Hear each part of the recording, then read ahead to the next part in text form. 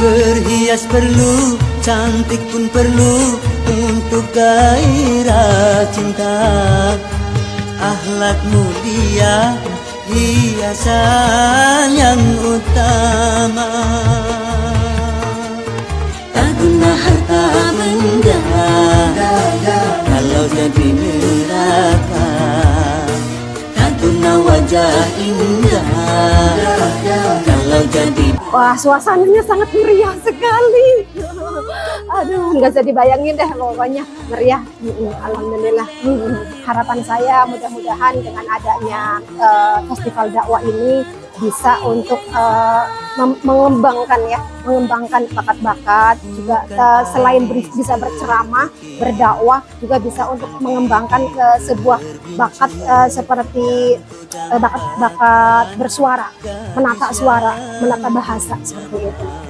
Baik Gus, peserta yang pertama. Peserta yang pertama akan tampil atas nama Listiko yang mengambil tema tentang ibadah dan kategori 30 tahun ke atas. Betul. Dengan dari nomor peserta 02. Baik, kepada Ustadz atau Ustazah. Ustazah Listiko, kami persilahkan.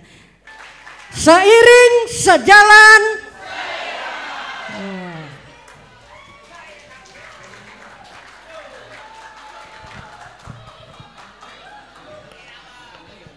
Assalamualaikum warahmatullahi wabarakatuh. Alhamdulillahi rabbil alamin wa bihi nasta'inu ala umuri dunya wa din, wassalatu wassalamu ala asrafil anbiya'i wal mursalin sayyidina Muhammadin wa ala alihi wa sahbihi ajma'in, amma ba'du. Rabbi israhli sadri wa yassirli amri wahlul 'uqdatam min lisani yafqahu qawli. Pertama-tama marilah kita senantiasa marilah kita senantiasa memanjatkan segala puja dan puji syukur kehadirat Allah Subhanahu wa Ta'ala yang telah melimpahkan segala rahmat serta hidayahnya kepada kita semua, sehingga pada kesempatan yang berbahagia ini kita dapat dipertemukan kembali, dapat dikumpulkan kembali di Pondok Pesantren Ummul Qura dalam acara Festival Dakwah S3 Syiar Syair Soneta. Salawat serta salam tidak lupa kita haturkan kepada junjungan kita Nabi besar Muhammad sallallahu alaihi wasallam, manusia yang berakhlak mulia, yang dapat dijadikan suri tauladan untuk kita semua, yang telah mengangkat kaumnya dari abad jahiliyah menuju dhurafah hasanah. Semoga kita semua tergolong umat beliau yang kelak akan mendapatkan syafaatul utmah di yaumil qiyamah. Amin, Allahumma amin. Hadirin hadirat ma'asyiral muslimin rahimakumullah. Pada kesempatan yang berbahagia ini, izinkanlah saya menyampaikan sebuah dakwah yang bertemakan tentang ibadah. Perlu kita ketahui, pada hakikatnya tujuan hidup manusia di dunia ini hanyalah satu, yaitu ibadah. Karena Allah telah berfirman di dalam Al-Quran surat Az-Zariyat ayat ke-56, "Wa ma khalaqtul jinna wal insa illa liya'budun." Aku tidak ciptakan jin dan manusia melainkan agar mereka beribadah kepadaku. Lalu untuk apa kita beribadah kepada Allah? Apakah Allah butuh kita? No, Allah tidak butuh kita. Allah Maha Kaya. Tanpa kita beribadah kepada Allah pun Allah Maha Kuasa di atas segala-galanya. Kita yang butuh Allah, karena Allah telah berjanji dan telah menyediakan suatu tempat yang sangat indah dan istimewa, yang sangat mulia, bahkan menjadi dambaan oleh setiap manusia, yaitu surga. Dan untuk bisa masuk dalam surga tidak gampang, Pak, tidak mudah, Bu. Kita perlu usaha. Karena ada tiket yang harus kita beli dan kita bayar untuk bisa masuk ke dalam surga, yaitu melalui jalur ibadah. Sebagai seorang muslim, tentunya kita harus tahu dan faham jenis-jenis ibadah yang disyariatkan di dalam agama Islam. Ibadah tidak hanya sholat, puasa, zakat, haji, ataupun umrah. Namun pada hakikatnya banyak sekali perkara-perkara yang di dalamnya mengandung nilai ibadah namun banyak dilupakan dan tidak disadari oleh banyak manusia. Di antaranya menuntut ilmu, bekerja, dan berumah tangga. Menuntut ilmu itu adalah salah satu jenis ibadah, terutama ilmu syar'i. Karena ilmu syar'i atau ilmu agama itu adalah pondasinya dari semua ilmu. Sepandai apapun, sepintar apapun, secerdas apapun manusia, tanpa memiliki ilmu syar'i, walaupun dia bergelar doktor, profesor, aktor, kontraktor, atau pegawai kantor, seandainya dia tidak memiliki ilmu syar'i, maka yang dikhawatirkan dia itu akan mudah tergelincir ke dalam kesesatan dan dosa. Maka dari itu saya sangat mendukung dan mensupport serta memberikan apresiasi yang sangat tinggi kepada Pondok Pesantren Ummul Qura yang telah mendirikan sebuah mahat ilmi untuk menciptakan generasi-generasi penerus bangsa yang beriman dan bertakwa di atas akidah berlandaskan Al-Quran dan As-Sunnah, atas perwujudan dari jihad fisabilillah. Saya, Bu, Pak, hadir di sini, datang kemari, berdiri di sini, Pak. Niat dan tujuan pertama saya pun adalah ibadah. Bukan hanya sekedar mengejar hadiah. Menang dan kalah urusan belakangan. Menang alhamdulillah, kalah wasyukurillah, tetap saya syukuri. Karena dengan saya bisa berdakwah di sini, ya, bisa memberikan sedikit ilmu di sini, bagi saya itu pun suatu kemenangan dan keuntungan yang sangat besar untuk bisa mendapatkan tiket masuk ke dalam surga. Kemudian selanjutnya ibadah yang sering dilupakan dan sering tidak disadari oleh manusia adalah bekerja. Ya, bekerja itu juga adalah salah satu ibadah. Ya, Bu, Pak, maka dari itu pada saat kita melakukan suatu pekerjaan apapun, ya, kita niatkan untuk ibadah. Ya, jangan hanya sekedar mencari cuan saja, duit saja, jabatan, pangkat, kedudukan, harta ataupun kekayaan saja, tapi niatkan untuk ibadah. Karena kalau kita bekerja hanya memandang dari segi kacamata dunia saja, yang dikhawatirkan kita akan mudah tergelincir ke dalam kesesatan dan dosa. Ya, jadilah manusia yang selalu beriman dan bertakwa. Khairunas anfa'uhum linnas. Sebaik-baiknya manusia adalah yang paling banyak bermanfaat untuk sesama. Wa tawassabil haqqi wa tawassabis sabar. Dan kita disyariatkan untuk saling mengingatkan dalam kebenaran dan saling menasehati di dalam kesabaran. Allah juga berfirman di dalam surat Al-Maidah, potongan surat Al-Maidah ayat kedua yang berbunyi, wa ta'awanu 'alal birri wat taqwa wa la ta'awanu 'alal ismi wal udwani. Tolong menolonglah engkau dalam kebaikan dan takwa, janganlah engkau tolong menolong dalam keburukan dan dosa.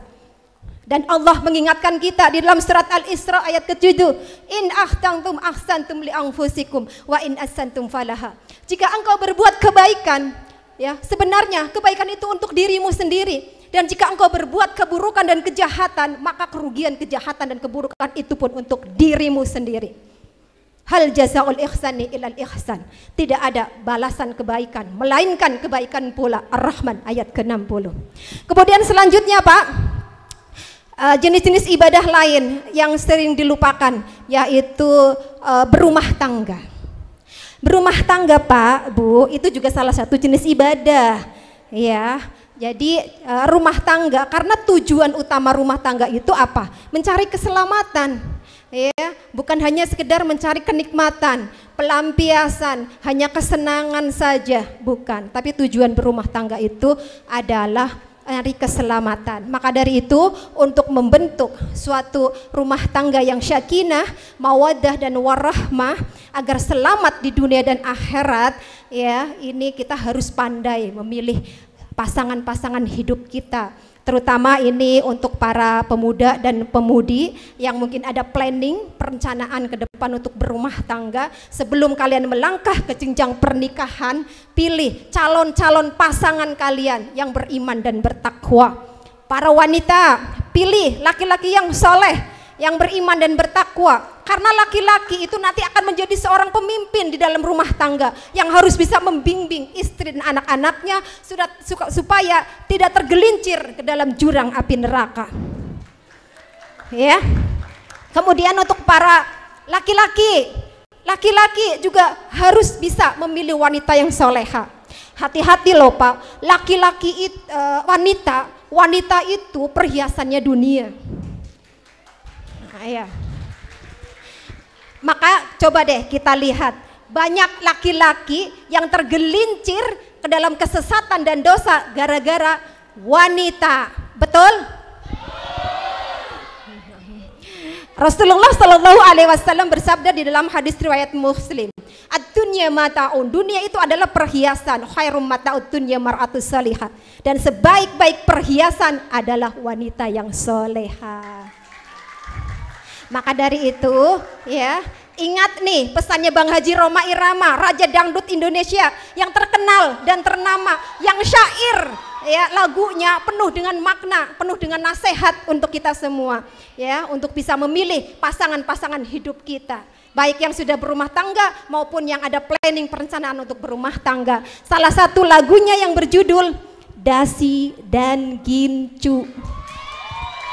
Lagu ini Pak sebetulnya harusnya berduet. Barangkali ada bapak yang ingin berduet dengan saya, silahkan. Silahkan ke panggung. Tapi jangan lupa Pak ya, sawerannya. Mulai ya, musik.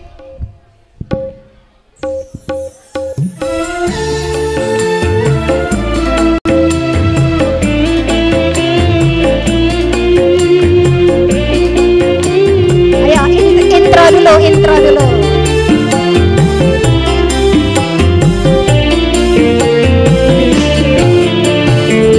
Bukan dahu berbintang, bukan duduk berganti, yang kudambakan pria yang punya hati. Bukan alis berukir, bukan bibir berincu, dambakan gadis yang punya malu. Cinta karena dasi, sisi akan segera basi. Cinta karena gincu, cucu akan segera layu. Jangan lupa like, share, follow, and subscribe di channel YouTube Pada Suka TV ya.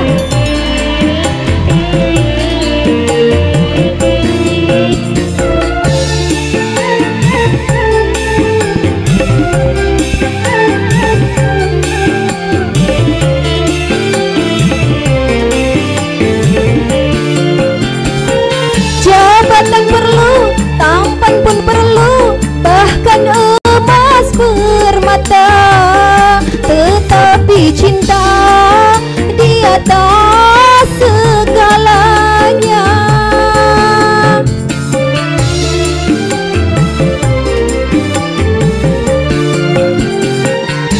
Hias perlu, cantik pun perlu, untuk gairah cinta. Akhlak mulia, hiasan yang utama. Tak guna harta benda kalau jadi neraka. Tak guna wajah indah kalau jadi bencana. Bukan bahu berbintang, bukan leher berdasi, yang kudambakan pria yang punya hati. alis berukir, bukan bibir bergincu, yang kudambakan gadis yang punya malu.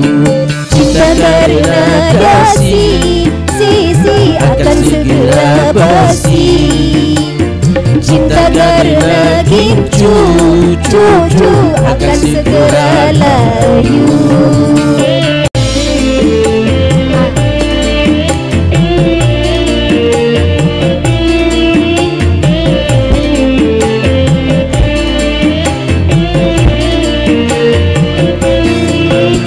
Asik, boleh goyang dikit Pak.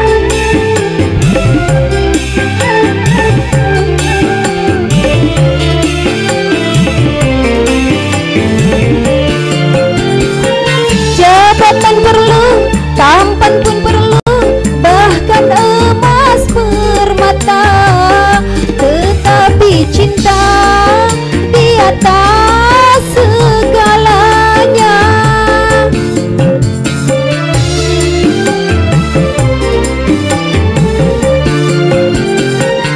Berhias perlu, cantik pun perlu, untuk gairah cinta. Akhlak mulia, hiasan yang utama. Tak guna harta benda kalau jadi neraka. Tak guna wajah indah kalau jadi bencana. Bukan bahu berbintang, bukan leher berdasi, yang kudambakan pria yang punya hati. Bukan alis berukir, bukan bibir bergincu, yang kudambakan gadis yang punya malu. Cinta karena dasi, sisi akan segera basi.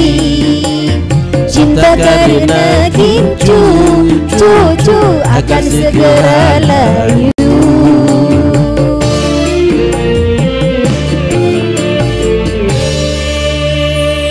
Alhamdulillah, demikian mohon maaf apabila banyak kekurangan dan kesalahan. Sebelum saya akhiri, saya akan sedikit berfantun. Pohon palem di simpang 3, jangan lupa petik buahnya. Meskipun kita berpisah raga, namun tetap satu jiwa.